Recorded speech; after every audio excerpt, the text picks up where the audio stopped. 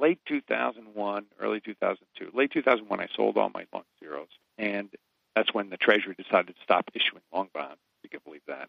When they should have issued every long bond they could have, locked in those rates. But anyway, I shortly after that, then in January, went into gold, January of 2002, at around 280. So that, we're in a new inflation era. Now it's, you have periods of disinflation or deflation, and it's largely a multifaceted situation. But government policy around the world on the part of central bankers had switched from fighting unemployment to fighting inflation, because inflation got out of hand after the 30s, and people are always fighting the last war, right?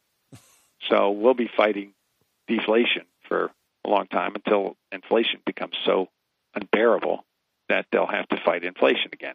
And that's what happened in the late 70s, early 80s, when they had to bring in Paul Volcker, and he ran short-term rates up to 21%. You know the story. And they did. They killed inflation for 20 years. But then we got into deflation, and that's why Bernanke had to give that speech, because the Fed started tightening, raising short-term interest rates. And in 99, and short-term rates were 6.5% in January of 2001. But remember, the market fell out of bed in 2000, looking a little bit scary, and so they started cutting rates in January of 2001, and they cut them and cut them and cut them, and they still got no response. And so finally, that's what led Bernanke, and Greenspan was running around too, saying, "Don't worry, we're not going to let deflation take hold." I think we even had a month or two of zero CPI or something like that. But that was the belief. Generally, the spreading belief was that we were entering a Japanese-type liquidity trap from which the Japanese had been trying to emerge for decades and are still trying to emerge. So they put out, and that's why he gave that speech, and it worked. They took rates down to 1%. People, and of course, people are funny. For example, in the 70s and 80s. In the 70s principally, they made their money in commodities, right? That was the bubble. So then they killed that. So then they went in and they made their money in the 80s and 90s in the stock market. And then that got killed, right, in 2000, 2001, 2002. So then there's all this money around, so they said, well, wait a minute, we can't trust commodities, we can't trust stocks, so we'll do real estate. And all the money sloshed into real estate. And now there's nothing left.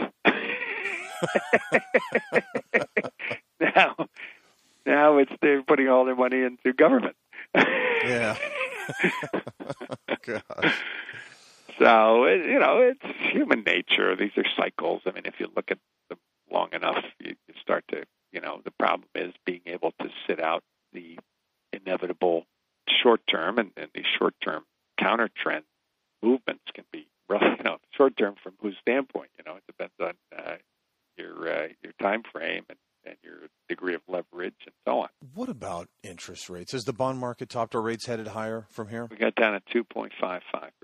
By the way, at that time in December, TIPS, which are Treasury and protected notes, right? Yeah.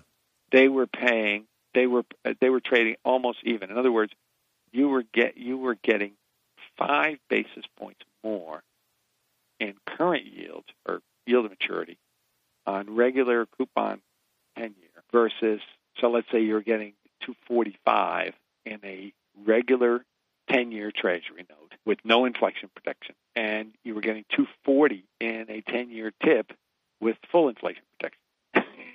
That was the spread. So that's how ridiculous it got as far as the deflationary expectation. So now the spread is pushed at 182 basis points. But what's been happening is you're waxing and waning. So you go through an inflationary scare, and everybody's piling into commodities, metals, hedges, and then you get a couple of pieces of bad news, and then you swing the other way. So how should investors be positioned today in a model portfolio?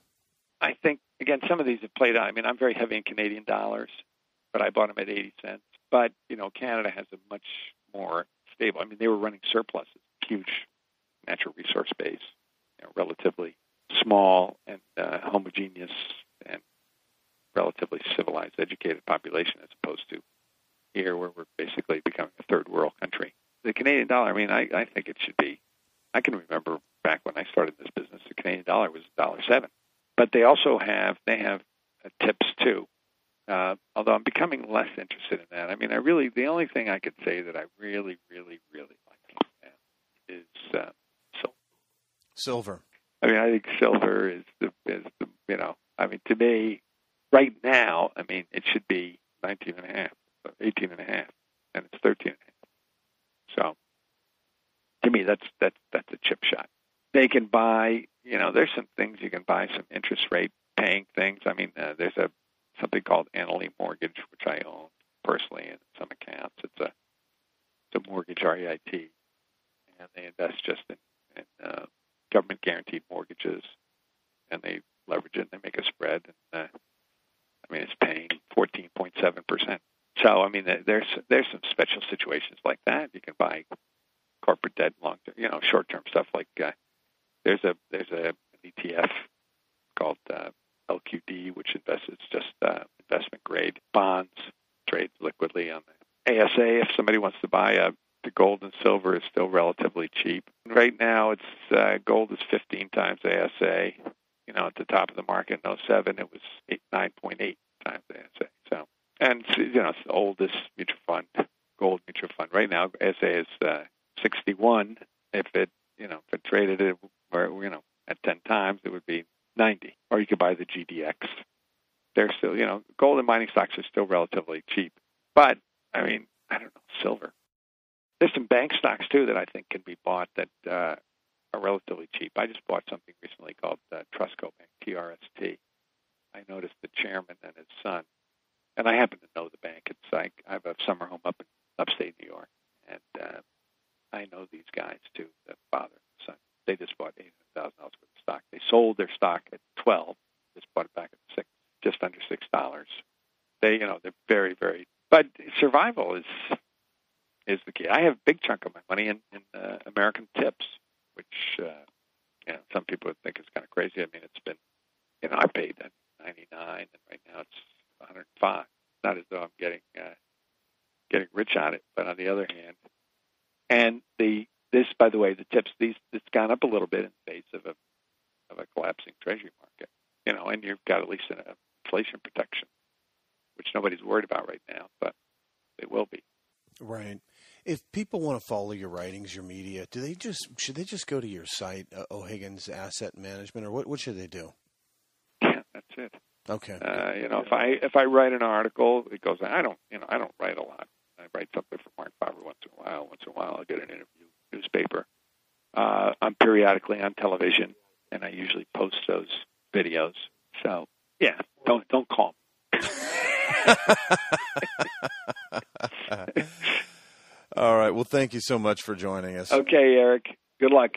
Thank you for joining us at KingWorldNews.com. Remember to go to our homepage for more interviews, and be sure to tune in next week for another great show where we will have part 2 of John Malden's interview, plus more outstanding guests. For more KWN exclusive interviews, you can go to our business page and our Gold Plus page. On the Gold Plus page, we have exclusive weekly interviews with Ted Butler and a distinguished member from GATA. And we also have James Turk and Trace Meyer next week in the Gold broadcast section as well.